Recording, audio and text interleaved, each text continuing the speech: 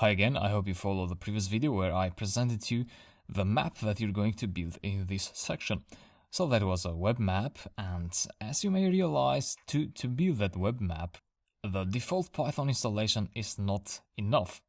Because logically, Python cannot have every possible functionality by default, because if it had all the functionalities, then Python would become very heavy.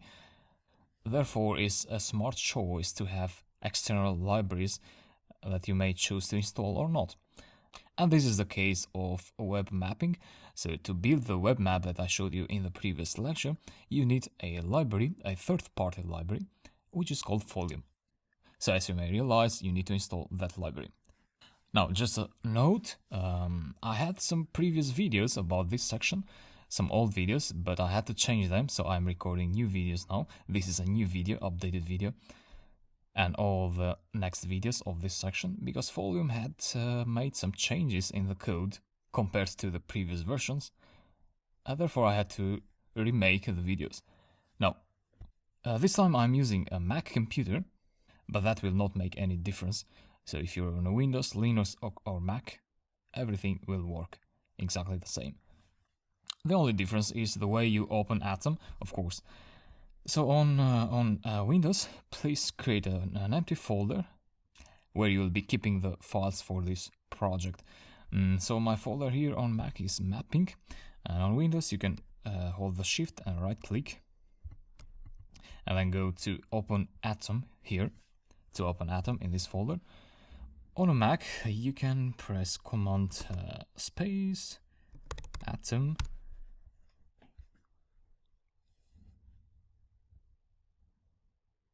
and then go to View, Developer, open in Dev mode, and then locate the folder and click Open. And yeah, that's it. I'm going to close all this. Let me open the terminal, and now go ahead and install Folium. To do that, you need to type pip install Folium. Normally you'd have to do this on Windows. On Mac, if you have 2 installations of Python, you may need to do pip3. So that will explicitly say to install Folium for Python 3.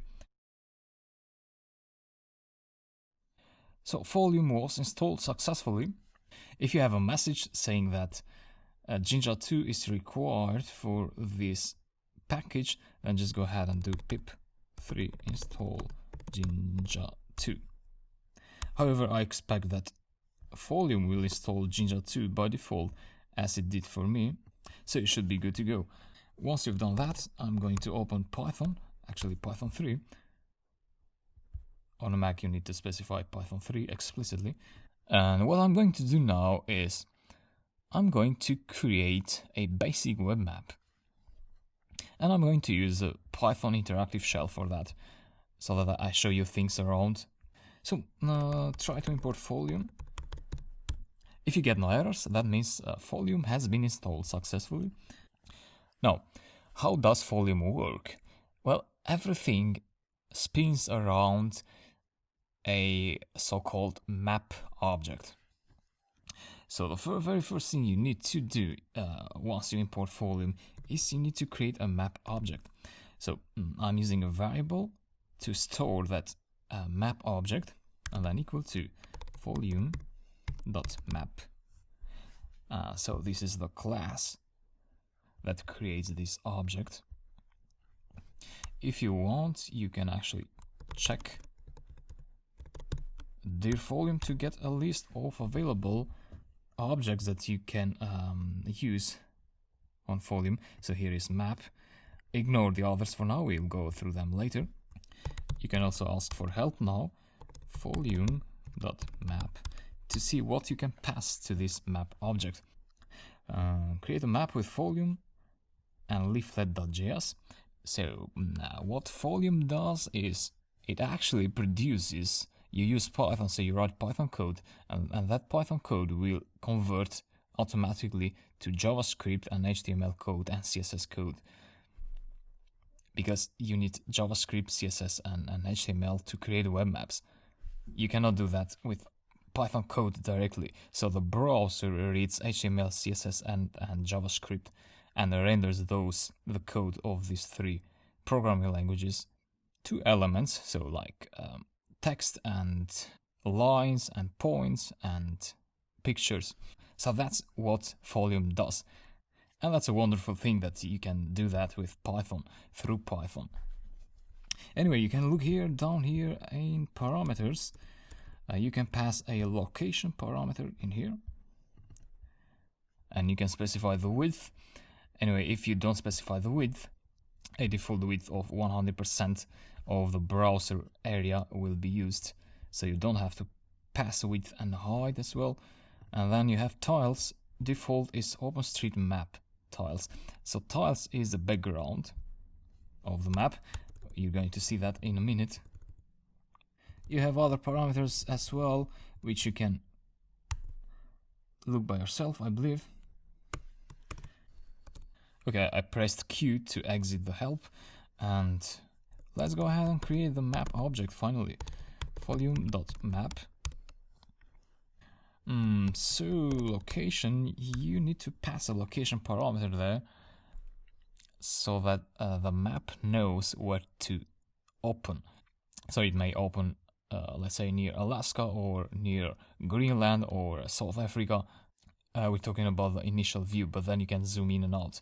So let me pass a random location. Locations, by the way, are given through coordinates. And by default, you need to pass geographic coordinates, which is latitude and longitude.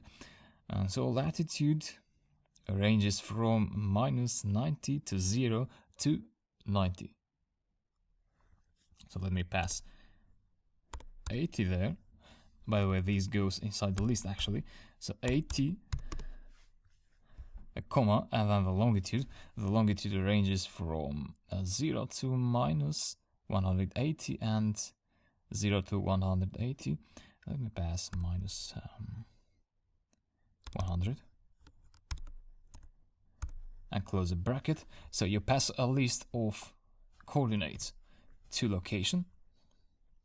And actually that's enough. You can have a map object with that.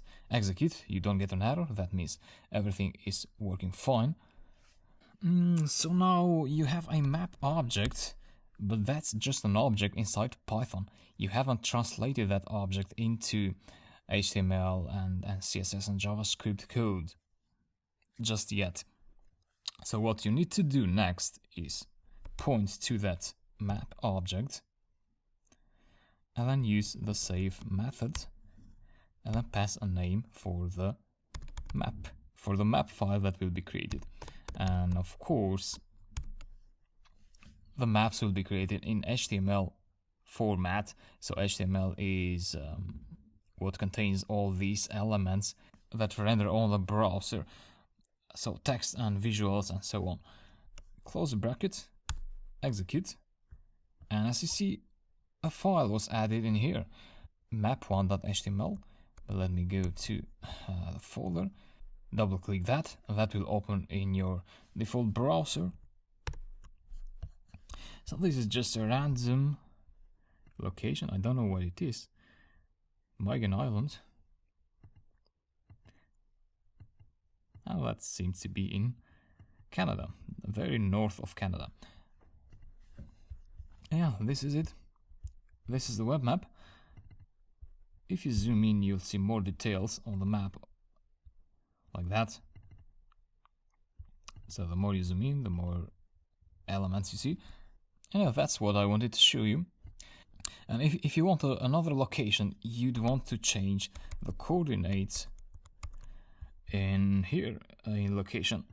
But if you don't know what coordinates your favorite place has, then there may be different ways to discover that. But a quick way is to go to maps.google.com. Let's say you want to know the. Let me zoom in here. You want to center the map around this location. So right click there and go to what's here, copy these coordinates, copy those coordinates, or if you cannot copy them, just remember them. So 38.58 approximately, and minus 99 times 09. Okay, then you need to save the map again, map1.html, and that will override the previous map. So go here, reload, and you see now we have a different center of the map.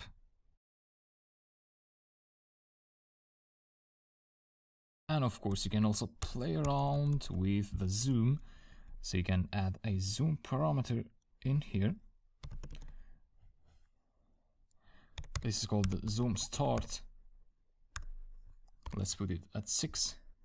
Don't forget to close the brackets in here. Okay, execute. Upper arrow key to call a previously executed statement like map save. Well, you can also choose to go to the browser and reload with Ctrl R or Command R, and that will show you the new map with another zoom factor. And yeah, that's about it.